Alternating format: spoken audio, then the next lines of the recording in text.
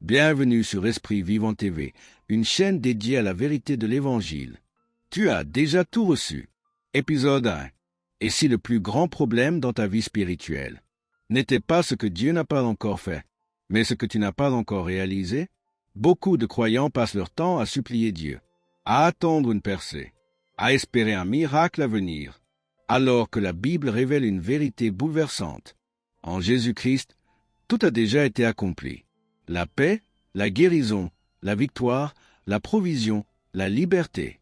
Dieu ne les prépare pas aujourd'hui. Il les a déjà donnés.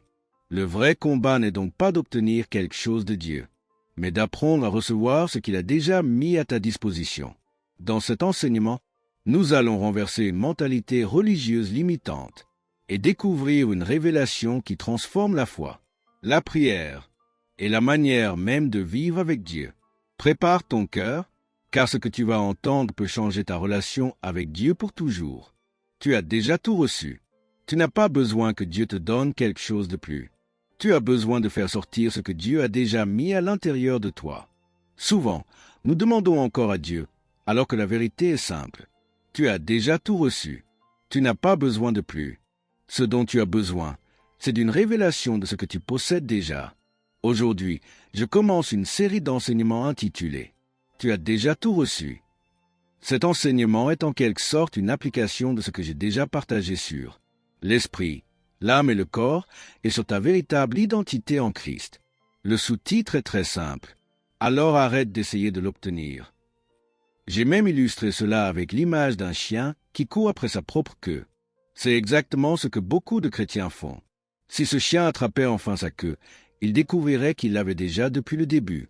De la même manière, beaucoup de personnes demandent à Dieu des choses qu'il leur a déjà données.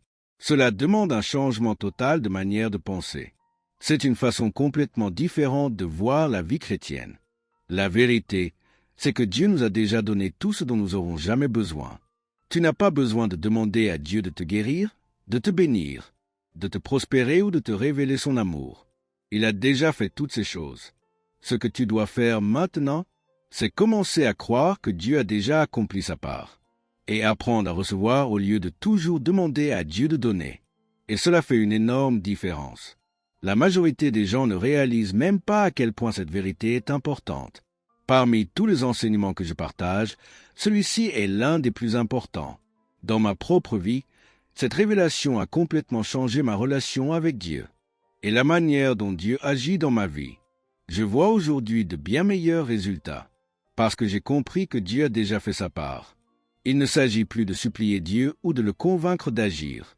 Il s'agit de renouveler mon intelligence et de faire sortir ce que Dieu a déjà placé en moi, au lieu de lui demander sans cesse de me donner quelque chose. C'est une différence énorme. Je veux dire cela très clairement dès le début.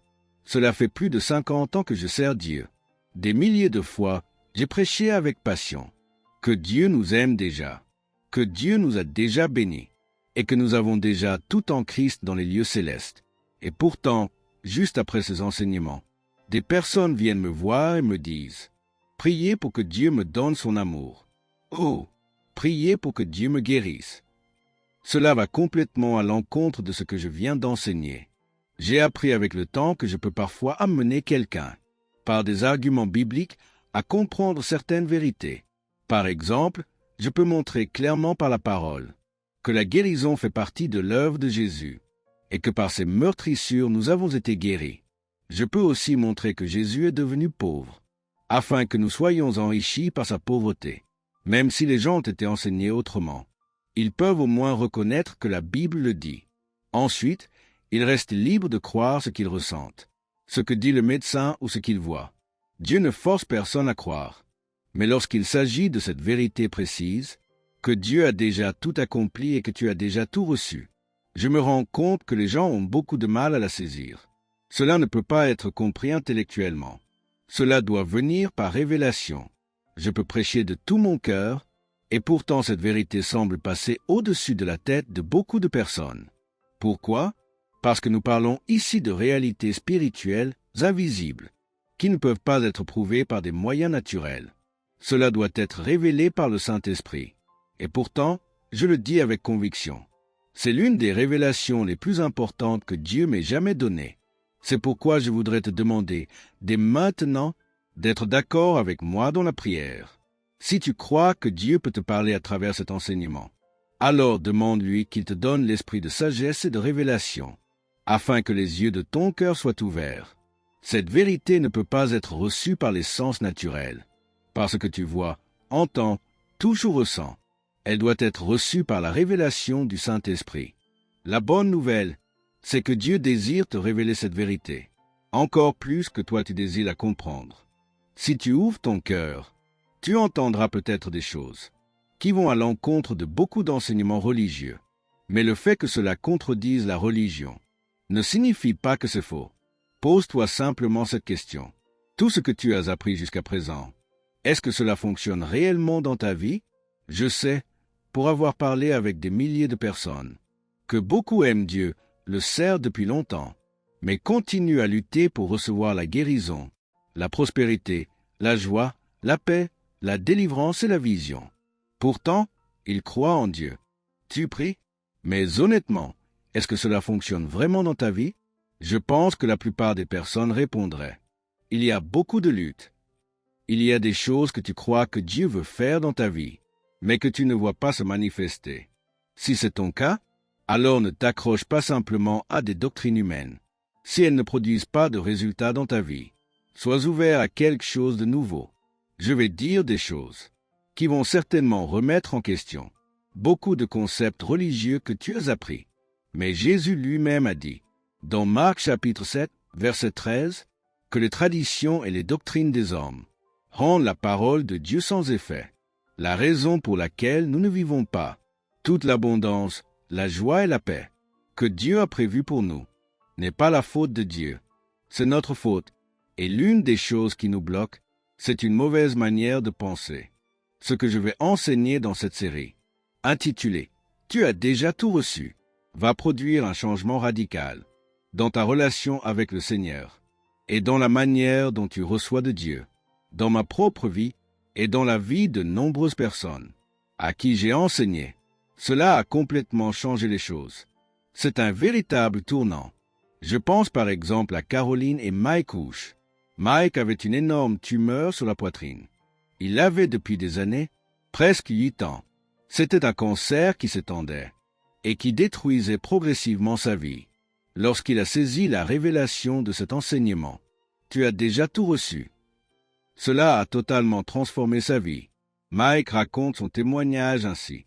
En l'an 2000, j'ai remarqué un petit bouton sur ma poitrine. Je n'y ai pas prêté attention au début. Cela me grattait légèrement en permanence. Le soir, en rentrant chez moi, je retirais ma chemise pour vérifier, parce que j'en étais constamment conscient. Avec le temps, la zone est devenue rouge, puis de plus en plus grande, jusqu'à atteindre la taille de mon doigt. Cela ne guérissait pas. J'ai commencé à prendre des photos, parce que je croyais que Dieu allait me guérir, et je voulais garder une trace des dates. Je priais pour cela. Je croyais à la guérison. Mais malgré tout, cela ne disparaissait pas. Mike et sa femme faisaient partie d'une église. Depuis près de 20 ans, on y enseignait la guérison, mais tout était basé sur la performance. On lui disait, « Tu dois avoir péché. Tu n'es pas dans la volonté de Dieu. Tu es en rébellion contre le pasteur. » Il y avait toujours une raison religieuse pour expliquer pourquoi il ne guérissait pas. Son état empirait de plus en plus. Finalement, son pasteur lui a dit, « Pourquoi n'irais-tu pas voir un médecin? Et ensuite nous prierons, pour que Dieu nous montre exactement ce que c'est. » C'est à ce moment-là que Mike a pris rendez-vous chez un dermatologue pour faire examiner la tumeur. Le médecin est entré, il a regardé la zone pendant 5 à 10 secondes à peine, puis il a dit, « Excusez-moi, j'aimerais appeler mon collègue. » Ils ont ensuite fait ce que font souvent les médecins, en examinant de près, en touchant les bords, sans rien dire devant moi. Je sentais pourtant que la situation était sérieuse. Le médecin a quitté la pièce et a dit que l'infirmière me donnerait les instructions. Quand je suis arrivé à l'accueil, elle m'a remis une feuille en me disant que j'avais un rendez-vous dans 2 semaines. Je ne sais plus si le médecin était derrière moi ou s'il passait dans le couloir, mais il s'est arrêté et a dit « Non, ce n'est pas assez tôt. » J'ai senti la peur dans sa voix. Il a dit, « Je vais m'en occuper. » Finalement, le rendez-vous a été fixé à 2 jours plus tard. Et là, je me suis dit, pour qu'un chirurgien accepte de me voir en 2 jours, c'est que quelque chose de grave se passe. J'ai regardé la fiche remplie par le médecin et j'ai vu la case cochée pour le diagnostic. Il m'a appelé plus tard pour me dire que je devais subir une opération immédiatement afin de retirer la tumeur. Il avait écrit un terme médical sur le document, néoplasme malin. Je ne savais pas ce que cela voulait dire. La secrétaire m'a dit, « Je vais vérifier et je vous rappelle. » Alors que je conduisais pour aller au travail, elle m'a rappelé très sérieusement et m'a dit, « Mike, cela signifie que vous avez un néoplasme malin. Cela veut dire que c'est un cancer. » Elle a ajouté, « Ce n'est pas bénin. Autrement dit, c'est quelque chose qui est en train de grandir activement. » Là, j'ai compris que j'avais quelque chose de très sérieux. Un peu de peur est entrée en moi. Mais comme la tumeur n'était pas énorme, je me disais, « Je crois à la guérison. Je sais que le Seigneur peut s'occuper de cela. » Après cette conversation, j'ai parlé au pasteur. Je lui ai demandé, « Qu'est-ce que tu penses que je devrais faire ?» Il m'a répondu, « Tu peux faire ce que tu veux. » Je lui ai dit que les médecins voulaient enlever la tumeur par chirurgie. Il n'a pas dit que je n'avais pas le droit, mais il a ajouté, « Ce n'est pas la voie de Dieu. » Dans notre milieu, nous croyons que si quelqu'un allait chez le médecin pour ce genre de problème, c'était un péché. Et si tu pèches, alors tu ne peux plus faire confiance au Seigneur pour la guérison. Il a terminé en disant, « Le choix t'appartient, mais je te conseille de ne rien faire tant que tu as de la peur. » Ce même jour, j'ai appelé le médecin et j'ai annulé le rendez-vous. Je continuais à croire, mais j'étais hésitant. Je me disais que ce n'était pas si grave, que ce ne serait pas compliqué de simplement enlever la tumeur et d'en finir. Le lendemain matin, vers 8h30, alors que j'allais au travail, mon téléphone a sonné. C'était le médecin qui m'avait diagnostiqué la veille. Il m'a dit, « On m'a informé que vous avez annulé votre rendez-vous. » J'ai répondu, « Oui, c'est exact. » Il a dit, « Vous ne pouvez pas faire ça ?» Je lui ai répondu, « Si, je peux. » Alors il m'a dit très sérieusement, « Je note dans votre dossier que je vous ai averti. Ce que vous avez est très dangereux, potentiellement mortel, et vous avez été clairement prévenu. » À ce moment-là, j'ai été vraiment saisi par la peur. Le mois de février suivant, en 2002, je suis tombé très malade avec une forte grippe. Et à partir de ce moment-là, la tumeur a commencé à grossir rapidement. Je me suis souvenu de ce que le médecin avait dit. Si on la laissait évoluer, elle pouvait métastaser, c'est-à-dire se transformer, se propager et envahir d'autres parties du corps. Je le regardais jour après jour. Je faisais les pansements, et plus il devenait faible, plus la tumeur grossissait. Je me demandais souvent, pourquoi est-ce qu'il ne se fait pas simplement enlever cette chose? Parfois, je le lui disais clairement, ça ne va pas mieux, au contraire, tu es de plus en plus malade, fais-la enlever. Mais à chaque fois, il me répondait, je dois faire ce que je ressens juste dans mon cœur. Je n'ai pas la paix de Dieu pour me faire opérer. La Bible dit que la paix de Dieu règne dans vos cœurs, et je n'ai pas cette paix dans mon cœur, donc je sais que ce n'est pas la solution. Même lorsqu'il refusait fermement, continuant à s'appuyer sur la parole de Dieu et sur les promesses de guérison, j'essayais malgré tout de me mettre d'accord avec lui et de me tenir à ses côtés. Pendant près de 5 ans, nous avons vécu un véritable ascenseur émotionnel à l'Église. À chaque fois que je pensais avoir franchi un obstacle, la barre était encore relevée. On découvrait toujours quelque chose que je n'avais pas fait correctement, et on me faisait comprendre que, étant pécheur, comment Dieu pouvait m'écouter? Pendant ce temps, l'état de Mike empirait. La tumeur dégageait une odeur très forte. Nous l'enveloppions avec du papier absorbant, que nous imbibions de produits à base de plantes, pour essayer de réduire l'odeur. Elle suintait, elle saignait. Nous la couvrions avec du film plastique, qui se remplissait de liquide, puis nous devions le vider et le changer sans cesse. La tumeur se nourrissait littéralement de son sang. Son teint était devenu gris. Pendant des mois, son rythme cardiaque restait autour de 90 battements par minute. C'était horrible à voir. J'ai commencé à perdre lentement toute mon énergie, comme si quelqu'un dégonflait l'air à l'intérieur de moi. La tumeur était devenue si grosse et si lourde que nous avons dû trouver un moyen de la soutenir. Je suis allé au magasin et j'ai acheté des soutiens-gorge. J'en ai découpé un côté et je le portais comme un harnais pour maintenir la tumeur. Ce n'était vraiment pas une bonne situation. Nous pensions simplement devoir vivre avec cela, en attendant que Dieu intervienne. Mais je voyais clairement que la vie de Mike était en train de s'éteindre. Je ne comprenais pas exactement ce qui se passait.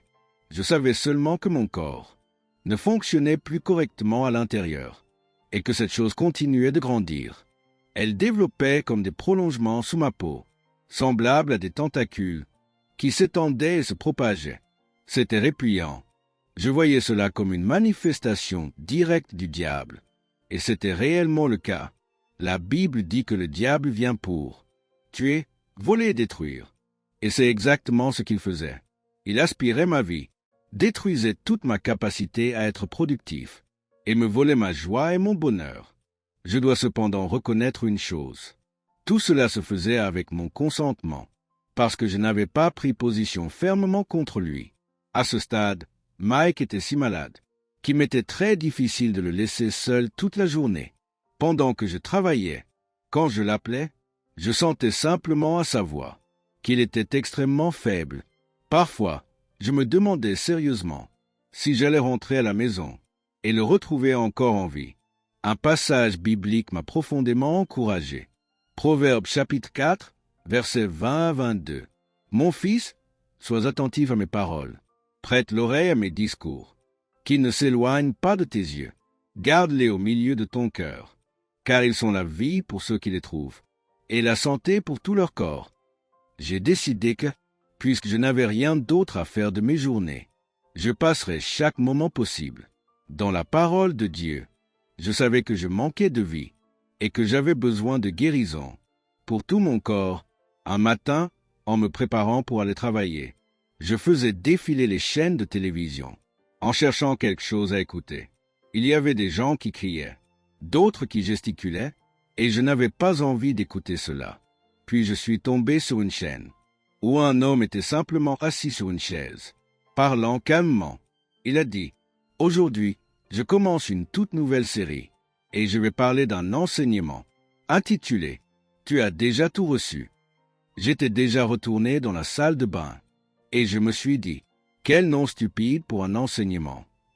Mais je n'ai pas changé de chaîne. J'ai continué à écouter. Il a dit, Dieu a déjà accompli pour toi tout ce que tu avais besoin qu'il fasse. À la fin de cette demi-heure, j'étais totalement captivé. Alors, elle nous a proposé quelques CD et on s'est dit, d'accord, pourquoi pas? Ma femme les a écoutés en premier. Pour moi, c'était comme si une toute nouvelle Bible s'ouvrait. Je découvrais enfin ce que la Bible enseignait réellement. Et je me rendais compte que ce que je croyais jusque-là, beaucoup de choses que je pensais vraies, n'étaient pas conformes aux Écritures. J'ai commencé à regarder toutes choses avec un nouveau point de vue. Tout est déjà accompli. On n'essaie plus de pousser Dieu à faire quelque chose, mais on s'approprie simplement ce qu'il a déjà donné. Cet état d'esprit change totalement la manière de recevoir de Dieu. Ensuite, j'ai partagé cela avec Mike en lui disant, « Tu dois absolument écouter ça. » Et pour moi aussi, c'était une sorte de miracle. Cela montre à quelle vitesse le Seigneur peut nous libérer, quand nous sommes prêts à suivre ce que dit sa parole, et à écouter son esprit, au lieu de rester enfermés dans une pensée légaliste. La plupart des prophéties que l'on entend dans beaucoup d'églises disent, Dieu va faire quelque chose de grand. Un grand réveil arrive. Il va se passer quelque chose. Mais on parle très peu de ce qui est déjà accompli. Pourtant, cela change tout de comprendre que, par Jésus, nous avons déjà obtenu la victoire. Ce n'est pas à venir. C'est déjà fait. C'est réglé une fois pour toutes. Oui, absolument. Je l'ai déjà. J'ai été béni de deux manières. D'abord, toutes les choses que j'étudiais depuis plusieurs semaines, et même depuis environ 6 mois, Dieu me les confirmait à travers ses enseignements. Je crois vraiment que c'est Dieu qui a permis que cela me parvienne, parce que ces vérités étaient exprimées d'une façon un peu différente, mais elles disaient exactement la même chose que la parole. Je me souviens avoir reçu une révélation sur Jacques, chapitre 1, là où il est question de quelqu'un qui est ballotté comme les vagues de la mer. Je me suis dit, C'est exactement moi. La Bible dit, l'homme irrésolu est inconstant dans toutes ses voies, qu'un tel homme ne s'imagine pas qu'il recevra quelque chose du Seigneur.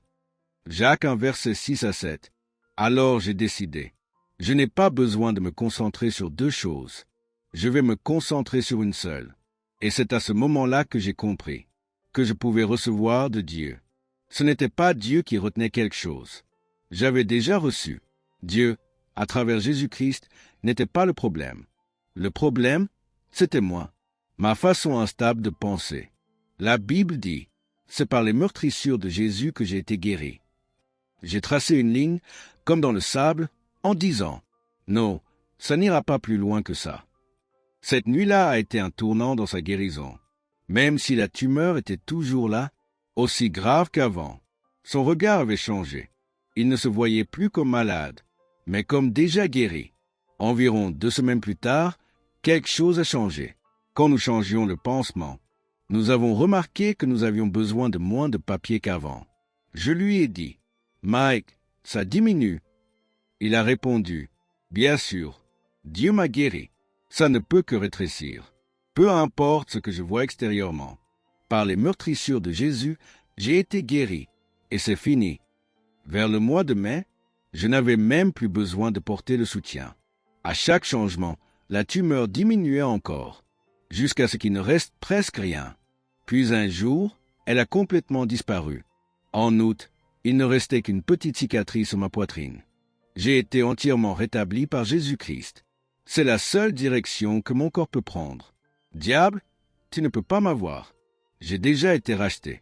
Après sa guérison, Mike a senti qu'il devait encore apprendre à tenir ferme sur la parole de Dieu.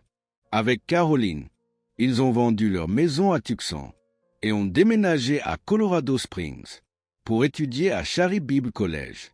Leur marche dans la grâce et la liberté ne faisait que commencer. Ce que Dieu a fait pour Mike et Caroline Ouche, il peut le faire pour vous. Dieu ne fait pas de favoritisme. Ce n'est pas Dieu qui avait laissé cette situation durer. C'était une question de manière de penser. Quand Mike a saisi la vérité, qu'il avait déjà reçue, ce qu'il voyait ou ressentait n'avait plus d'importance. Ses doutes ont disparu. Sa foi s'est élevée. Et aujourd'hui, Mike et Caroline vont très bien. Des témoignages de guérison inspirants. Le désir principal est que chacun puisse grandir dans la grâce, la foi et la liberté en Christ. Un remerciement particulier à tous ceux qui soutiennent ce ministère par leur générosité. Grâce à vous, de nombreuses personnes reçoivent des enseignements qui changent leur manière de penser, leur relation avec Dieu et leur vie quotidienne. Ce que Dieu a révélé et accompli dans la vie de Mike n'est pas une exception. Ces témoignages et ces enseignements sont là pour rappeler une vérité essentielle. En Jésus-Christ, tout a déjà été accompli. La découverte de cette vérité peut, elle aussi, transformer ta vie. Alors aujourd'hui, retiens ceci. Tu n'as pas besoin de courir après Dieu pour obtenir ce qui t'appartient déjà. Tout ce dont tu as besoin, la paix, la guérison, la provision, la victoire, a déjà été accompli par Jésus-Christ. Le défi n'est pas de convaincre Dieu de te donner, mais d'apprendre à recevoir ce qu'il a déjà donné. Commence dès maintenant à t'approprier ces bénédictions par la foi. Ne laisse plus tes circonstances ou tes émotions décider pour toi. Tiens ferme à cette vérité. Tu as déjà tout reçu. Et souviens-toi, ce n'est que le début. En continuant ce voyage, tu découvriras comment vivre chaque jour dans la victoire que Christ a déjà remportée pour toi. Merci de plonger dans la parole qui transforme. Découvre des enseignements puissants qui réveillent ton esprit et fortifient ta foi. Abonne-toi à Esprit Vivant TV, là où la vie de l'esprit devient réalité.